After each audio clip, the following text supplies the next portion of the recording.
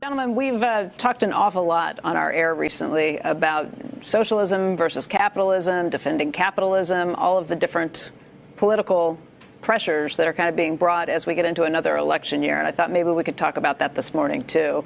Over the weekend, several questions came up about defending capitalism. And Warren, you did step out and say that you're a card-carrying member, a card-carrying capitalist in front of everyone. What do you think about the attacks that we've seen to this point on capitalism? Well, I don't think people exactly even know what they're talking about. It isn't that capitalism is perfect. Oh, no, he didn't. Oh, come on. You knew this video was coming from me. Well, you did if you knew me and IRL.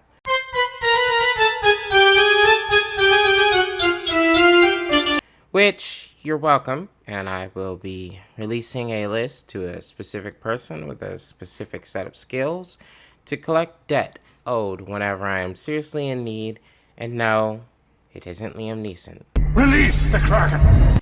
Capitalism is more like that one Russian guy from the first Equalizer who always plays bad guys and plays them pretty well. This guy was good. And you know that despite his power, despite the threat he stands for, he will overstep and he will be defeated. Wait. This guy's from New Zealand? What the hell?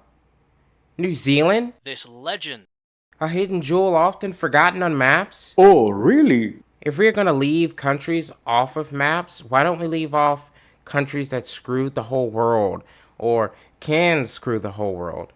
For example, screwed the whole world, I give you Great Britain. Remember, ladies, one must not get one's knickers in a twist. Can screw the whole world, I give you Australia. Oh, well, it's really quite funny. I was in bed sleeping at 2 o'clock this morning. My wife comes in and says, oh, the shop's been, someone ran into the shop. And I said, oh, what? So I jumped out of bed and all I had was my undies on, and I've walked out the front and I've seen the car smashed, and I've seen the bloke walking back to the car. Don't you dare judge me, and if you are from Australia, sorry, not sorry. But literally everything there can kill you and will do so. In your own home. The native taipan is so venomous that it can straight wipe 100 people with one bite. That's a no Russian mission. Remember, no Russian. If I've ever seen one. What about the cassowary? This little multicolored face nutsack has a claw it uses like a mother freaking knife, just cause you tried to feed it.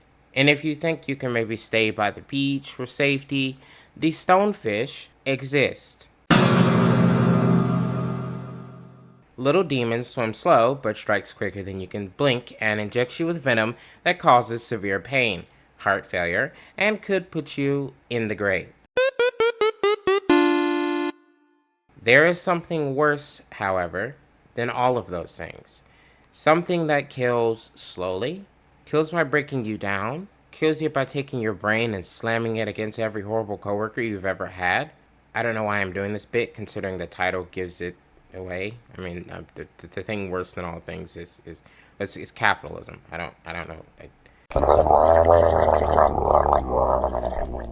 I'm giving you content. Shut up. In order to poop on capitalism, I must be objective, fair, and ensure you understand what capitalism is. For that, I do not ask a God-fearing American capitalist, which doesn't exist anyway. Because in capitalism, the almighty dollar is God. No, I look to an organization that aims to help those heathens further their aims. Quote, capitalism is often thought of as an economic system in which private actors own and control property in accord with their interests and demand supply freely set prices and markets in a way that can serve the best interest of society. The essential feature of capitalism is the motive to make profit. As Adam Smith, the 18th century philosopher and father of modern economics, said, it is not from the benevolence of the butcher, the brewer, or the baker that we expect our dinner, but from their regard to their own interests. All right then, video done. My job is done here. I'm going to go clock out now. Don't forget to like and subscribe, and see you on the next video. What is that? I had to explain why that's a negative thing for them. Okay, fuck. Sorry. Forgot that most of my audience just be cruising through life and don't give two shits. And to be honest, fair. Okay, let's highlight the biggest problem the definition reveals with capitalism: the motive to make profit. Now, on the surface, that doesn't seem that bad, right? I mean, yeah, we all be chasing money. It's why so many people want to be influencers, or own their own business, or throw their body on the line to play professional sports in the hopes of getting just one good contract or endorsement deal, which would allow them to never work a remedial job in their life. And look, before someone says socialism or whatever quote-unquote radical leftist idea they think I am deep in doesn't allow people to consume their favorite heart-stopping burger or buy an overpriced plain white t-shirt, you're wrong. You're just wrong. Yeah. You see, I have no problem with someone wanting some money. After all, money is basically linked to your survival. Have all of it, and your biggest crutch in life will be getting mad that people call you Nepo baby.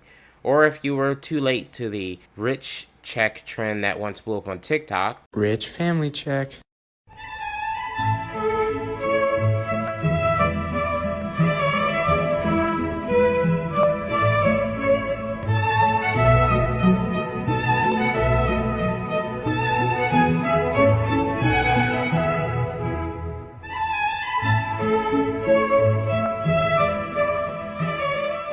My problem with this mentality is wanting money always turns you right to greed and ruins the very idea of the human within and around you.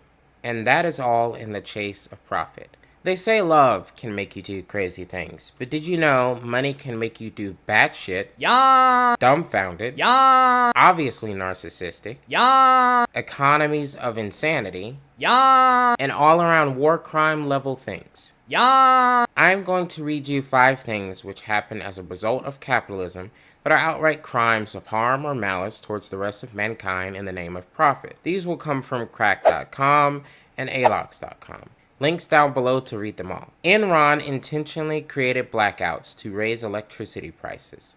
All I need to do is show you this video evidence. I want you guys to get a little creative, okay, and come up with a reason to go down. Like a forced outage type thing. Right. Those guys, at the flip of a switch, could just yank the California economy on its leash whenever they wanted to, and they did it, and they did it, and they did it, and then they never seem to step back and say, wait, is what we're doing ethical? Is it in our best long-term interests? Coca-Cola has a whole program devoted to eliminating tap water from restaurants. Quote, crew members or waitstaff suggestive selling techniques to convert requests for tap water into orders for revenue-generating beverages. The program trains and incentivizes waiters to first push diet sodas, iced teas, and smoothies on customers. But if the obtuse bastards insist on drinking water, then it should at least be of the bottled type, like, oh, Coca-Cola's Dasani, for instance. End quote. And their marketing team pulled out their best stuff for this. They literally trademarked this. Huh. Obtuse dumbasses. Would you like some aloe vera? You just got burned. Drug companies have turned their epidemic worldwide after U.S. regulators started to crack down. Quote, with the sales in the U.S. failing due to those pesky laws to prevent human suffering, drug companies like Purdue have turned their focus on their painkiller marketing abroad.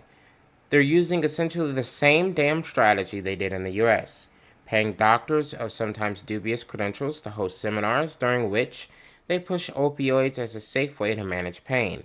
And it works. They're already turning good profits in China, a land that's no stranger to mass-scale opioid addiction. End quote. These demonic douchebags are literally pulling a Great Britain opium war. No, he's British. Naturally, he couldn't dream of discussing business with you until he's been formally introduced. Johnson & Johnson, everyone's favorite brand for baby stuff. There's no way these guys did something bad, right? I mean, it's babies. Like, oh, God. Asbestos in baby powder? Doing this in the 70s onward, when society had essentially all around determined this stuff was bad, as far back as 1930, literally just straight to jail. Do not pass go. And I gotta shit on big tech, right? Otherwise, if a right-winger watches this, they may say I am in big tech's pockets. Nope, I am not. Although for the low, low price of $100 billion, maybe. Microsoft, Apple, have all been accused of child labor violations in countries all across Africa. Quote, Apple has even admitted that the popular iPhone X was made by school children. In 2013, a Chinese tech factory producing the X handset employed 74 minors to do the work. In 2018, again, they were caught in the act when it was discovered that children under 18 were manufacturing Apple Watches. But this time they had wisened up, and the work was done under the disguise of an internship. Sadly, the same factory also produces products for Dell, Amazon, and Siemens. But that's not the worst of it. In the Democratic Republic of Congo, an Amnesty International investigation claimed that children as young as 7 years old were mining for the precious metal cobalt from Microsoft. The grueling conditions involve exposure to toxic chemicals and a hostile work environment of 12 hours a day for the children. End quote. 12-hour work days for children, and we complained about being stuck in school for 8 hours. First world problems really just don't compare. Those are just 5. Alux had a total of 15 on their website, Cracked had 6. And there are countless other instances of large companies doing whatever they want because of the almighty profit. I mean, it's not like these CEOs, CFOs, board members, and shareholders are sending their kids to work in the mines, or drinking shitty rusted pipe water contaminated with lead, or their neighborhoods experience blackouts. Because if it did, then these asshats would be in an uproar and wouldn't be looking for the PR team. They'd be throwing money at anyone willing to put themselves in danger to protect them, rescue them, or do the labor necessary regardless of risk in order to ensure that they have a peak optimum life. Obtuse bottle water drinking. These cases alone should be enough for people to dislike unregulated capitalism, where the limits have loopholes that only the rich can use to their benefit. Loopholes, I am not saying, should be allowed for everyone to abuse and use. They just shouldn't exist at all. But capitalism can put profit over humanity any way they want because capitalism is bad. But you don't get capitalism bad without a government system bad.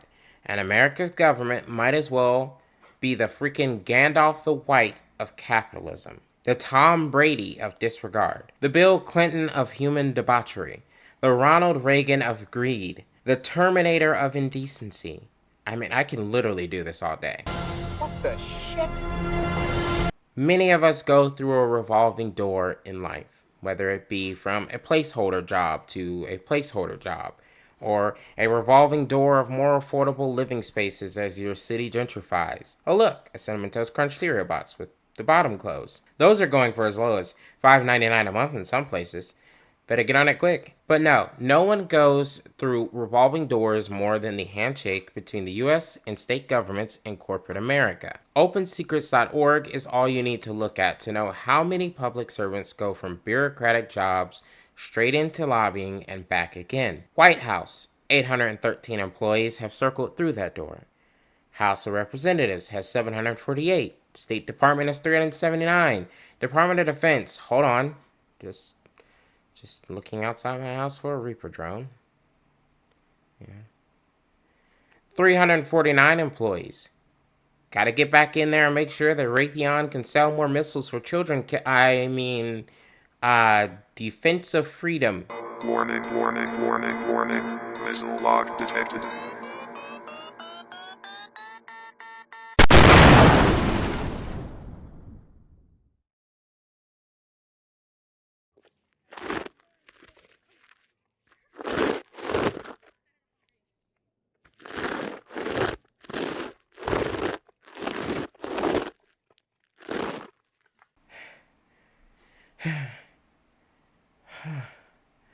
Holy smokes. I lived. I'm either Deadpool, or my belief in socialism has made me a god among humankind, like the God Emperor from Warhammer. But unlike him, you don't have to worship me by dying to the god-awful hordes of orcs. You can worship me by liking and subscribing. Got him! Got him! Alright, so let me give you a prime example of the revolving door. And because a conservative will try and say I am a racist against white people somehow, Open Secrets isn't. And I'm not. I'm not a racist as well. The way I wrote that sentence made it seem like me leaving a never. I'm just gonna keep going. So I will tell you how Defense Secretary Lloyd Austin is a prime example of the revolving door. According to Open Secrets, after several postings and heading up U.S. Central Command during the Obama years, quote, after the election of former President Donald Trump in 2016, Austin left the public sector and assumed positions on the corporate boards of steel manufacturing giant Nucor Corporation, Tenet Healthcare, and United Technologies, which merged with defense contractor Raytheon Company in 2020.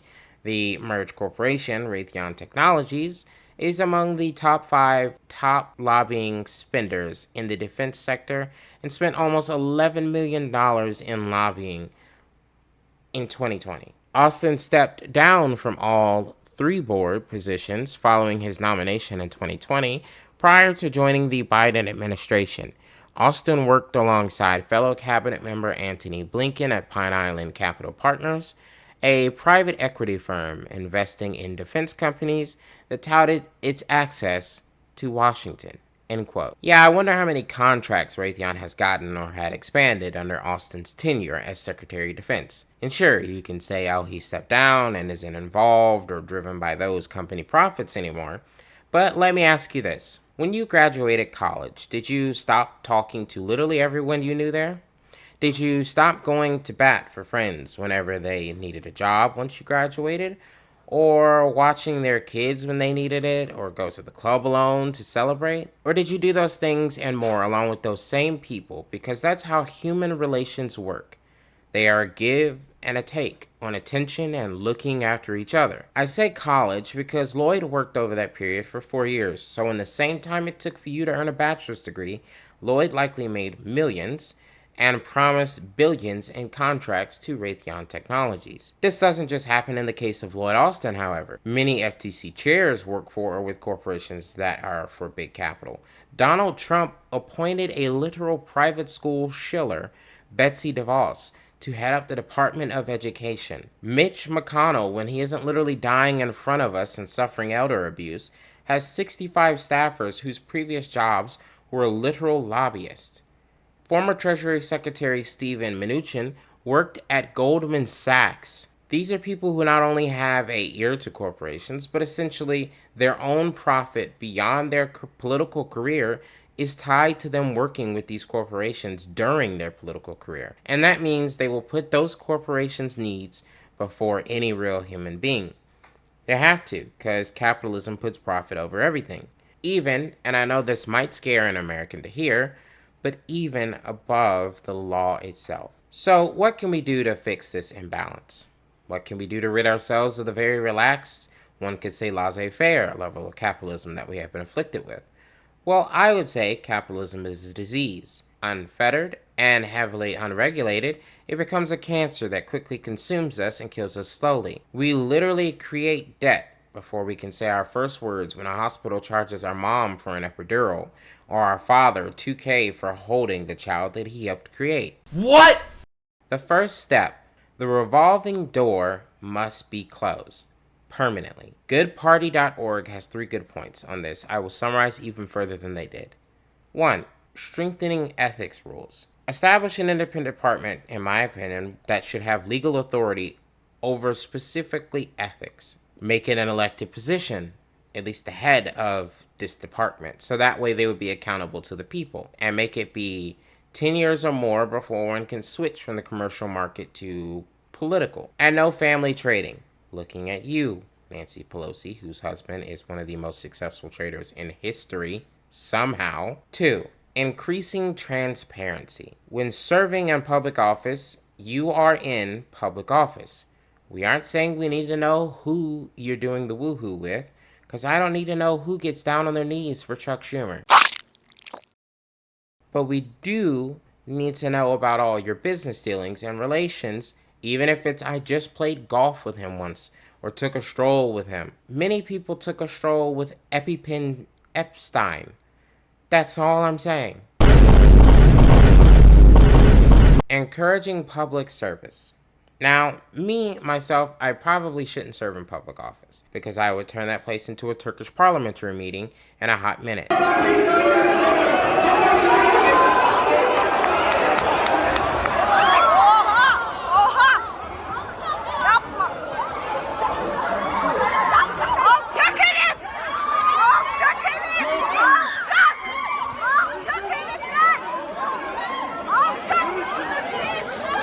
Me and Jasmine Crockett will be handing out blows to butch-built blonde demons all day, every day. Nothing would get done for about 5 years outside beating legislation. But there are countless young people with a finger on the pulse of the struggles of the actual everyday American who could get change done and do so without corruption. We've had examples of this before. Young Bernie Sanders to now older Bernie Sanders. AOC, Maria Glusenkamp, Maxwell Frost, Ilhan Omar, Rashida Tlaib. Now, sure, Bernie Sanders may one day soon become a bit off-kilter like Biden or Trump due to age. I pray that day never comes, and it is one of the few things that I pray for. But it may come. Father Time is undefeated. I'm talking to you, LeBron. And also, I guess, kind of technically Bernie Sanders, but mostly LeBron. Okay. But the rest of them are not only youthful, but very progressive in ideals, pushing for the things that people actually need rather than putting profit at the forefront of ideas. Secondly, we need to separate profit from the concept that anything negative against corporations will also hurt small businesses. Majority of the small businesses in America are run by everyday average Americans and not a part of some small holding of companies collected and gathered together to boost the profits of one family or person in a collection of franchises. And to be honest, gentrification, I feel, has given a boost to many small businesses.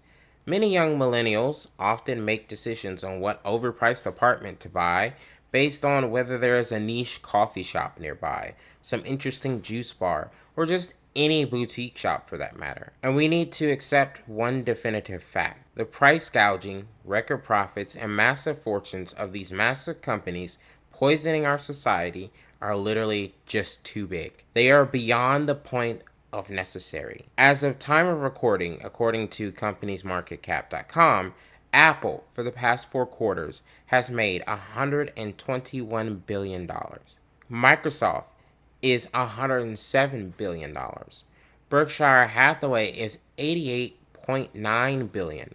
Amazon is $56 billion. And do the employees on the lower end who push these companies to their profits see anything from this beyond the bare minimum? No. Many of you have worked at Amazon. And was your wage truly livable where you lived? Don't even lie to yourself and say yes, because you know it wasn't. It just wasn't. Your boss was Jeff Bezos. That man is literally waiting for his opportunity to cosplay as Lex Luthor. These companies make too much money, and yet even their own workers don't see the benefits of it, unless they are a part of the tippy-top group of suits who have a face good enough for politics as a viable second job. Now, I'm not saying that we need to utterly eliminate capitalism. Haven't said that once, I think. But I do believe that moderation is best in all things. Enjoy too much of a good game too quickly after it comes out, and you gotta put it down for several months because it loses its shine. Have the same drink over and over for 5 years, and then one day you'll just not like it. Eating so many bologna sandwiches in your youth that you throw up now at the sight of it? Sorry, give me 1 minute.